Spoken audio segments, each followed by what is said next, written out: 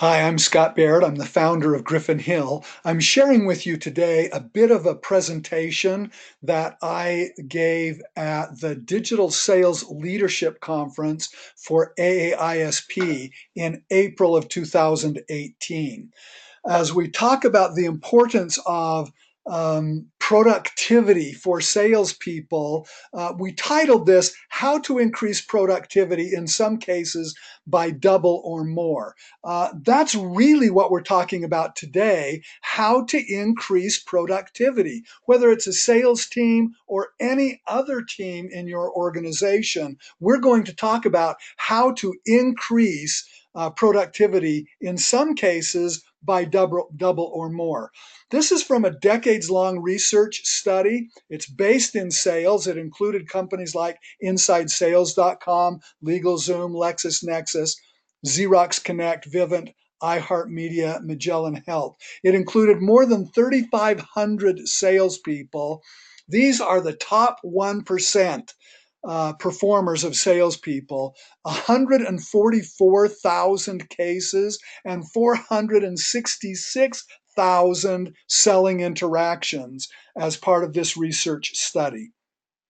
As a result of what we learned here, these are the promises that we can make to you as a result of this presentation. You're going to come away with ideas that will help you and your salespeople to act with greater confidence and speed and persistence. Look, if salespeople can act with greater confidence, confidence is contagious. Your suspects and prospects catch it from you. If we can act with greater speed, that means we can move more volume through the pipeline in shorter amounts of time. That means more closes, more revenue, more deals. And we'll be able to do that persistently. That's exactly what happened with well, I was going to share the story of IntegraCore. When we started with them, they were doing about $1.7 million in annual revenue. Over 6 years, they grew that revenue to more than $60 million of annual revenue. And this was not a sexy high-tech company with rapid growth. This was a logistics and fulfillment company. It doesn't get any more low-tech than that. But that's what happened. These salespeople were able to act with greater confidence and speed and persistence over 6 years. These principles will help you to outperform your competitors. And in this discussion, we're going to help you to master at least one skill as part of this discussion that you will be able to immediately implement and increase productivity. Look, everything we're talking about here will help you to establish a lively sales culture. And we're going to discover the magic of method. Those are the promises of what you're going to get out of this session today. You're going to get better because of our discussion today. You're going to have the capacity to increase productivity, in some cases by double or more, and you're going to get at least one skill. One of the things we know is that typical training results are able to elevate performance for a short period of time, followed by decay. Typical training results, that mean that in a training intervention, you will get an increase in performance, but it will be followed by decay, so that within about 90 days, your performance levels are back to where they were before they started.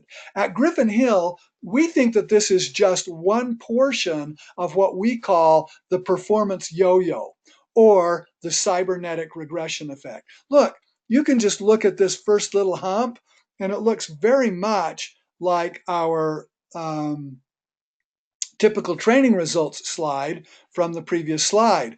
Well, this is how performers actually behave. Here's the average of our performance. We rarely perform right at our average. What we do is vacillate around that performance. So if we're going to look at ways to increase our performance by double or more, what we're really looking to do is increase the overall line. We know that we're going to vacillate around it. We call it cybernetic because it works with intolerances, and it does so with some automatic notion.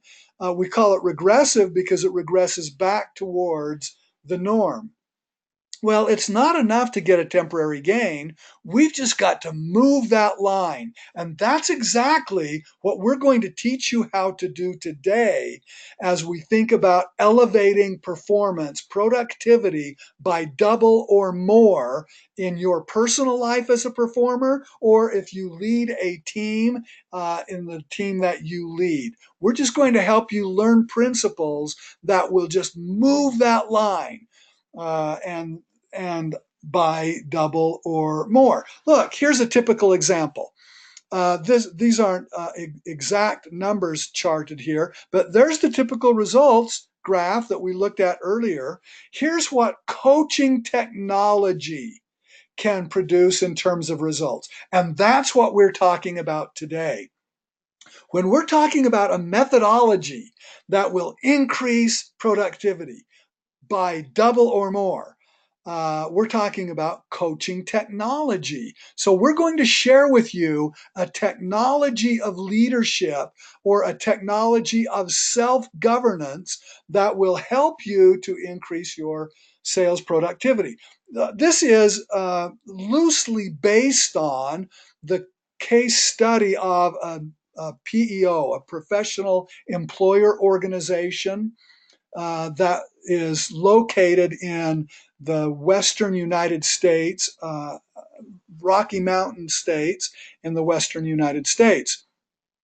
In the first 90 days of our engagement with them using coaching technology for sales, our salespeople in that organization increased new sales by more than 400% as compared with the same quarter previous year. 408% was the number.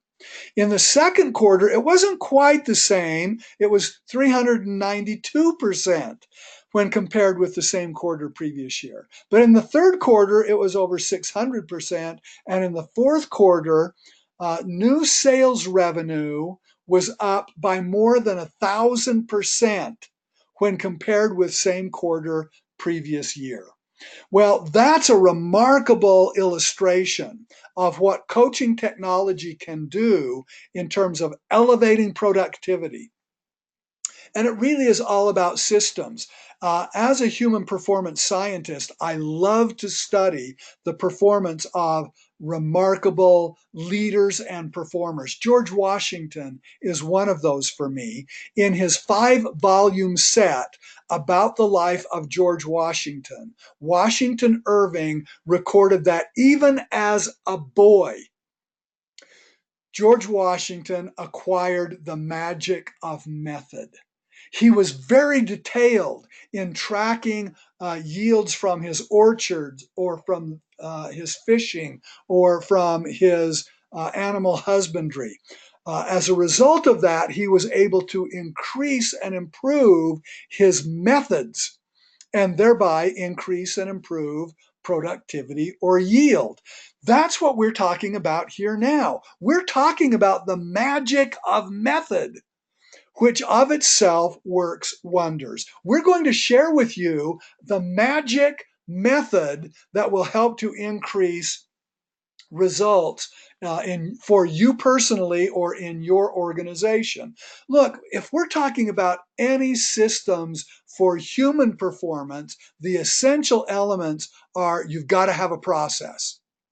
And then you've got to have mechanisms that move that process or mobilize that process. We talk about it in terms of plays or principles put into action that mobilize the process. Just like George Washington, you've got to have metrics. You've got to have a way to analyze the efficacy of your plays or those principles put into action that mobilize your process. And if you can get guidance from a wise guide, a coach, then you're well on your way to having a system that will help to elevate human performance. So start there. That's the first thing you should take away from this presentation. If you are going to increase productivity in your personal life or in a team that you lead, you must have a method. We are all governed by the systems that we employ. That really, no matter where our results are, whether they are superior results, mediocre results, or poor results, they are the direct result of the system that we employ. Now, that system may be operating subconsciously. We might not even know that we have a system. But human beings are creatures of habit, and our habits can make up the system that we employ. So if you want to change your results, change your system. You've got to have a process. You've got to have principles that mobilize that process and put them into action. You've got to measure so that you know how your plays are working for you. And if you can get feedback from an expert, you're going to be way ahead. Well, in sales, as we studied these 3,500, nearly 3,600 salespeople, we learned that every one of them had a process. And it was a simple process. Even though the organization they worked for sometimes employed a sales system or a sales process that looked like the schematic of a motherboard for a computer, it was that complex. The salespeople systematically avoided complexity. The top 1% of salespeople all have a system, and it is a simple system, and they repeat and utilize that system regularly. These for you might go by different names, but the nice thing about a system is it helps the prospect to make stepwise progress through the sales system. It's not any single step is not too big. So the case open routine moves the salesperson along the way. This is our introduction. The needs audit, this is our discovery stage. The solution presentation, this discovery stage, by the way, is well articulated in the book Be Brilliant as we talk about the discovery. See, discovery isn't just discovery for the salesperson. The top 1% of performers stimulate discovery in the prospect, in the suspect, in the buyer at the needs audit. Then solution presentation. Well, all of those make a lot of sense. Those are very familiar to you. And you might use different names, that's okay. But these steps are less embedded for the average salespeople, but they were always part of the system or the process for the top 1% of performers. Adapted solution. In other words, if they didn't close the deal at solution presentation, they had a place to go, and it was an organized place, and it was a predetermined place, and it was mobilized by plays.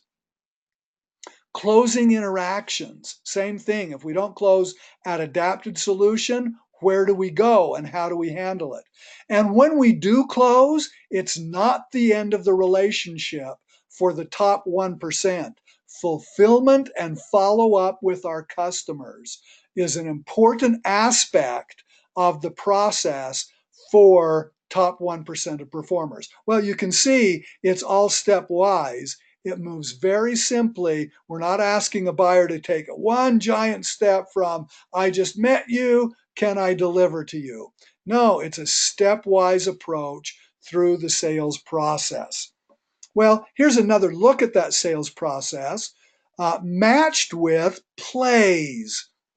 So, as we said, plays stack the odds of success in our favor at every stage of process.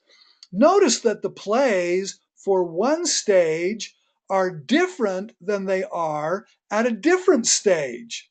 This makes developing our sales skill much more powerful. Instead of just getting tips and tricks that we don't know when or how to apply, we can learn a set of principles and put them into interaction that are designed to help us to be successful at each stage of the sales process.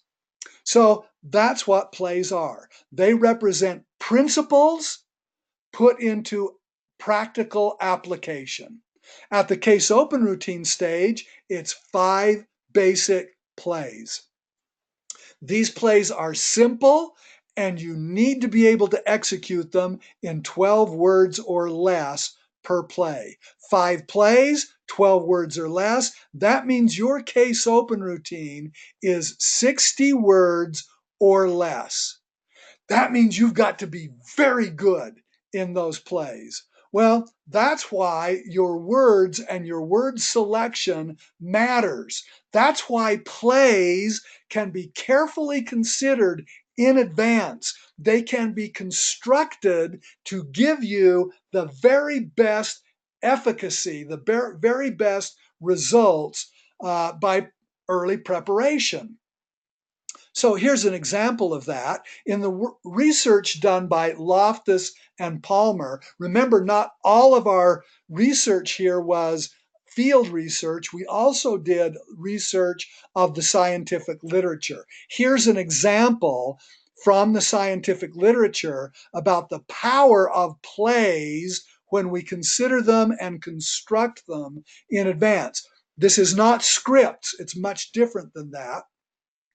But plays means that we have the opportunity to consider words and choose the right words. Here's the research from Loftus and Palmer. They showed videotape to a variety of different groups. Well, they showed the same videotape to every group, but then they would ask different groups of people questions about that videotape. For example, how fast were those two cars going when they bumped into one another? Next group, how fast were those two cars going when they hit into one another? Next group, how fast were those two cars going when they smashed into one another? Well, predictably, you know that the estimates of speed increased from bump to hit to smash. The words we chose to ask the question influenced the answer. That's what plays are all about. It's making sure that we use the right words to stimulate the thoughts that we want in our suspects and prospects, that we're facilitating discoveries in them. There are other examples here of the power of plays, but you get the idea. If we're going to have a system that elevates our productivity by double or more, it's got to have a process, and that process has to be mobilized with plays that represent principles put into action. The principle we illustrated here is that word choice influences the way a suspect or prospect thinks or discovers about an answer. Here's again from the case open routine, that first stage in sales process. We've got 5 basic plays: the rapport play, positioning play, benefit play, proof play, and the schedule the next event play. The rapport play answers the question of who am I? The positioning play answers the question of what do I do? The benefit play answers the question of why do people care? I hope you care about this presentation because you care about increasing your productivity, increasing your results. If we could get you double the results, what would that mean to your organization's revenue? What would that mean to the bottom line? How would that affect, if you're a commissioned salesperson, your own earnings? Well, proof play answers the question of what evidence do you have that what I'm telling you is true? And the schedule the next event play, that's the call to action. Let's act on this, and let's act on it together. Well, here's a question that I frequently ask in presentations like this. I was at a group recently and I asked, what's in your pipeline? I asked them to think about their named account list. I asked them to think about a list of companies that were on a call list, people that they were to call. I asked them about people they were working with. I asked them to consider, in light of all of that, here's the question: what's in your pipeline? Here were some answers that I got. One person told me, I've got 500 in my pipeline. And by the way, I qualified this. What's the number of active cases, not by dollar volume, but the number of cases in your pipeline? The next person said 300. The next person said 50. I then went to the next question and I asked them, okay, by the principle, by the standard of, you've got a next scheduled event with them, what's in your pipeline? 500 went to 50, 300 went to 30, 50 went to 10. Then I taught them what I mean by scheduled next event. By this standard, time, date, place, certain. Purpose, mutually understood. By that standard of a scheduled next event, a scheduled next appointment, what's in your pipeline? You could do the same thing. You could ask yourself, okay, what's in my pipeline by the standard of, well, you could just ask, what's in my pipeline? But then by the standard of time, date, place, certain, and purpose mutually understood. Here were the results. 500 became 0. 300 became 0. 50 became 3. This is a classical example of how salespeople engage in self-deception. That really the only standard is time, date, place, certain, purpose mutually understood. If you say to a suspect or a prospect, hey, I'll call you back Tuesday, will that work for you? Sure, call me back on Tuesday. You do not have appointment. This prospect does not think that they are in your pipeline. It might be better to establish a pipeline by asking the prospect, do you think you're in my pipeline? 500 people did not think they were in this salesperson's pipeline. In fact, 0 people thought they were in the pipeline. The salesperson was making themselves feel better about their efforts or their skill. The reality is that it was 0. This should be a moment of self-evaluation for you, because here is in fact the essential skill that we're teaching you today. Look, for salesperson number 1, they were describing oil reserves. They were talking about what is in the ground in a large pool.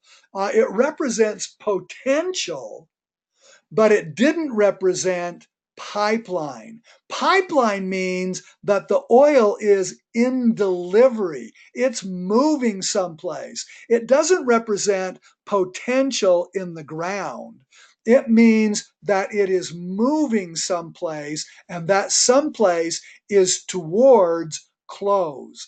That's the difference between oil reserves and pipeline. 500, that might be a fair description of potential or reserve, but it has nothing to do with what is actually in the delivery system. That's pipeline. Hence the standard of time, date, place, certain, purpose, mutually understood. So it would be something like this. I'm meeting with Mr. Jones at XYZ Company at 10 a.m. on Tuesday morning. We're meeting in his office with the intent to talk about his goals and his priorities and his current needs. Now I've got time, 10 a.m., date, Tuesday the 16th, place, his office, perfectly, specifically, and clearly defined. Time, date, place, certain. Purpose, to talk about his goals and his priorities and his current needs. Purpose, mutually understood. That case is now in the pipeline. This is the one play that I told you we were going to help you to get very good at. So you can master this right now. That's what schedule the next event means. Notice that schedule the next event is the final play of every stage of the sales process. When we schedule the next event, we memorialize the progress that we're making in the sales process. Schedule the next event is a significant play that will help you to move your sales productivity. Working with Xerox Connect, a custom software developer, they told us that this single play helped them to increase their productivity by 300%. That they simply, by memorializing the progress that they had made at every stage of the process, using time, date, place, certain, and purpose mutually understood, it helped them to increase sales productivity by more than 300%. Well, there's my promise to you. I promised you that you would be able to master one skill. That's it. Schedule the next event. And that one skill alone has the capacity to help you to increase your productivity by, in some cases, double or more. It can turn a pipeline of 0 into a pipeline of 30 or 40 or 50. And now it's a real pipeline with progress and productivity being able to be delineated in the process. So you could think about this in terms of what do you measure? We just talked about these principles of productivity and proficiency equals performance results. What we know about productivity is that unless we are moving things through the pipeline, we're not being productive at all. We might think we're making a lot of dials, but we're not moving things in the pipeline. We might think we're making a lot of dials and that we're really good at talking to people, but if we're not memorializing the progress with plays, we're getting 0 results. For example, we might say, I am the hardest working person in the world, 100%. I do this at the very best, 100% productivity. But I have 0 proficiency. What we know about a function or production is that the product of 100% productivity with 0 proficiency means that our performance results are 0. We can say the same thing. I might be the most skilled person in the world, 100, but I'm lazy. 0 productivity times 100% proficiency, the product of those two things still gives me 0. So think about what you measure. When we ask this question, mostly these are the answers that we get. We measure dials. We measure talk time. We measure number of contacts. You might be measuring the same things. That's okay. We measure closes. We measure revenue. We measure revenue per close. Well, all of that is terrific. But as we think about the sales process, there's the pipeline. What we just described is we measure dials. That's before the actual sales pipeline. We measure contacts. That's before the sales pipeline. We measure talk time. All of these are leading indicators. That's okay, but we're not measuring the pipeline. We're not measuring the sales process. We measure closes. That's okay. We measure revenue. That's okay. Those are lagging indicators, the result of our activity in the sales process. But what we find is to really 99.99%. I will tell you that it's really 100%, but I'm going to leave a little bit of room for error here. 100% of the time, people aren't measuring the actual sales process because they don't know what it is. Remember that if you're going to have a system that will help you to double productivity, you've got to have clarity about the process. And only when you have clarity about the sales process and the plays that you're going to use to mobilize that process can you have power in your metrics. If we're going to measure the actual process, then we have to have an actual process. If we're going to measure the productivity of that process, we have to be able to measure how frequently we're advancing a deal through the process. In fact, people who measure dials, talk time, contacts, think that those are going to be the best predictors of sales results. After studying 466,000 selling interactions, we can now tell you that the number one predictor of closes is how frequently we advance the sale through the process. Because no one else has ever measured the real sales process, no one else knows that data, but we do. So if you're going to have a system that will help you to double your productivity, I just gave you one play, a principle that is relative to every stage of process that will help you to move things through the sales process and to track that movement in the sales process, meaning I just gave you one key metric. Process, plays, metrics, and I just gave you a wonderful bit of coaching. Well, what do you measure? This is from one of my favorite human performance scientists, Thomas Gilbert. Mistakes in decisions about goals are the single greatest cause of human incompetence. If what you're measuring is dials, then you will stimulate people to make a lot of dials. But I'm not sure that's really going to measure the sales process.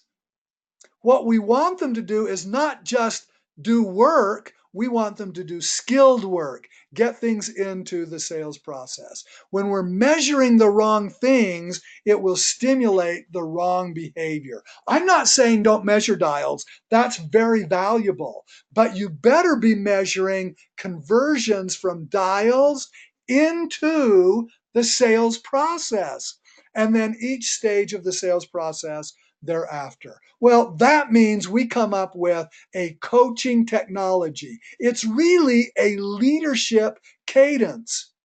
Now, sometimes as a salesperson, you are the key leader that manages you. So that leadership cadence or that coaching technology relies on a rotation of numbers, case study, theory, and skill. Numbers, measuring the actual sales process. We use 33 different measures inside of the sales process, inside of the actual pipeline, levers that we can pull to increase productivity. Case study, well, almost the exclusive pedagogy of the Harvard Business School because it's practical. It has us utilizing what we know in actual situations. Theory, what's the science of human performance? What's the science of persuasion? How do people think, process, decide, and act? And then the skill to be able to implement what we learned about the science, what we learned from our case study, and what we learned from our numbers. We use technology and tools to help augment that leadership. It's part of the coaching technology. The Griffin Hill scorecard, of course, it measures and manages calls, dials, contacts, talk time, but it also measures and manages progress through the pipeline with 33 different measures. The high performance journal that helps salespeople get in touch with their own metacognition, how they think, how they grow, how they perform. Goal Achiever, priority alignment tool. These are technologies and tools that help with the rotation. This represents the coaching technology, the leadership cadence that will help to double your productivity. It will get you better results. This is what helped um, our good friends at IntegraCore go from $1.7 million in annual revenue to more than $60 million in revenue. Well, what does that mean? We're going to help our clients using coaching technology to change the norm, not to just vacillate around it and to pretend that we got a gain, only to have that followed by decay. And so kicking it back in gear and deceiving ourselves with false gain, we're going to actually move that productivity line so that it resides at a total different place, double the results of what we've been getting before. That's what coaching technology is all about. Okay, I made you some promises. Among them was that I would give you at least one play that had the capacity to help you to double your productivity. That's the schedule of the next event play. Time, date, place, certain, purpose mutually understood. That's what gets people into your pipeline. It's what keeps them in the pipeline. It's what progresses them through the pipeline toward the destination of close. Xerox Connect tells us that that one play accounted for 300% increase in productivity in their salespeople. It can do the same for you. I hope you'll take the time to think about ways that you can increase productivity. In fact, before we end, take just a minute to do what we do with all of the people that we coach. Reflect and write. What stood out to you in this presentation? Write 3 to 5 things that were important to you. When you do so, all of this training becomes customized just for you. As you think about the 3 to 5 things, ideas, concepts that were valuable to you, these are things that now become actionable.